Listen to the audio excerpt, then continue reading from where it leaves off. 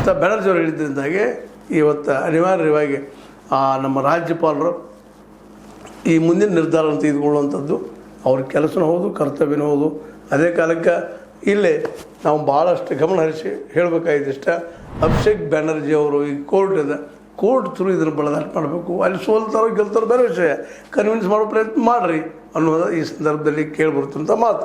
ಆದರೆ ಇದು ಯಾವ ರೂಪ ಪಡಿತಿದ್ರು ಗೊತ್ತಿಲ್ಲ. ಆಲ್ರೆಡಿ ಅಲ್ಲೇ TMC ಮತ್ತು BJP ಕಾರ್ಯಕರ್ತರ ನಡುವೆ ತಿಕ್ಕಾಟುವ ಶುರುವಾಗಿ ಅಲ್ಲಲ್ಲಿ ಉರಿ ಹತ್ತೋದು, ಮಾಡೋದು, ಬುಲ್ಡೋಜರ್ ಬಳಸೋದು ಎಂಬುದು. ಅದೇ ಕಾಲಕ್ಕೆ ಇನ್ನೂ ಅನೇಕ ದುಷ್ಟ ವ್ಯವಹಾರಗಳು ನಡೀತಾ ಇದ್ದಾವೆ ಅನ್ನೋಂಥ ರಿಪೋರ್ಟ್ಸ್ ಬರ್ತಾಯಿದ್ದಾವೆ.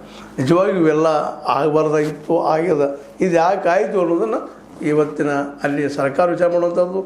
ಜೊತೆಗೆ ಇವತ್ತು ಮಮತಾ ಬ್ಯಾನರ್ಜಿ ಅವರು ಇನ್ನೊಮ್ಮೆ ನಿಂತು ವಿಚಾರ ಮಾಡಬೇಕಾಗ್ಯದ. ತಾವು ಹಿಡಿತಿರೋಂಥ ಹಾಗೆ ಸರಿನಾ ಅಂತೇಳಿ ತಾವು ಹೋರಾಟ ಮಾಡಲಿ, ನಡೆದ ಅನ್ಯಾಯದ ಬಗ್ಗೆ ಪ್ರತಿಭಟನೆ ಮಾಡಲಿ, ಆದರೆ ರಾಜೀನಾಮೆ ಕೊಡೋದಿಲ್ಲ ಮಾಡೋದಿಲ್ಲ ಅನ್ನೋಂಥದ್ದು ಎಷ್ಟು ಮಟ್ಟಿಗೆ ಸರಿ ಅನ್ನೋ ಸಹಿತ ಎಲ್ಲರೂ ವಿಚಾರ ಮಾಡಬೇಕಾಗ್ಯದ. ಯಾಕಂದ್ರೆ ಈಗ BJPಗರು TMC ಮೇಲೆ ಆರೋಪ ಮಾಡ್ತಾರೆ, ಇದು ಗುಂಡಾ ಪಕ್ಷ, ದುಂಬಿಡಿ ಪಕ್ಷ ಅನ್ನೋದು ಇವತ್ತು ಸಾಕ್ಷಿ ಅಂತೇಳಿ. ಆ ಸಾಕ್ಷಿಗಳನ್ನು ತಪ್ಪಿಸೋದ ಕೆಲಸ ಇವತ್ತು ಇಂಡಿಯಾ ಸಂಘಟನೆ, ಅದರಲ್ಲೂ ಮುಖ್ಯವಾಗಿ ಬಂಗಾಲದ ಈ ಹೆಣ್ಣು ಮಗಳು ಮಮತಾ ಅವರು ನಿರ್ವಹಿಸಬೇಕಾಗಿದೆ. ಯಾಕಂದರೆ ತಾವು ಸಜ್ಜನರ ಪರ ಅಂತ ದುಂಬಡಿ ಹಾಕುವಂಥವ್ರಲ್ಲ, ಅಂತ ಗುಂಡಾಗಿ ರಾಜಕಾರಣ ಸಲ್ಲುವುದಿಲ್ಲ, ಬರುವುದಿಲ್ಲ ಅನ್ನೋಂಥ ಮಾತನ್ನು ಇವತ್ತು ಪ್ರೂವ್ ಮಾಡುವಂಥ ವಿಷಯದ ಆ ದಿಶೆಯಲ್ಲಿ ಮಾಡ್ತಾರೆ ಮಮತಾ ಬ್ಯಾನರ್ಜಿಯವರು.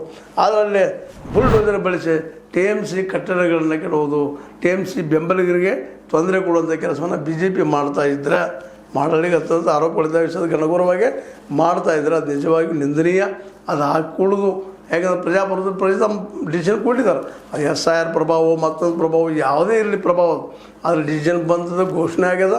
ಆ ದಿಶೆಯಲ್ಲಿ ಸರ್ಕಾರ ಇದ್ದು ಒಂದು ಒಳ್ಳೆಯ ಸ್ಟೆಪ್ ಅಂತ ತೆಗೆದುಕೊಂಡ ಇದು ಸ್ಟೆಪ್ ಬಿಡುವಂಥದ್ದು.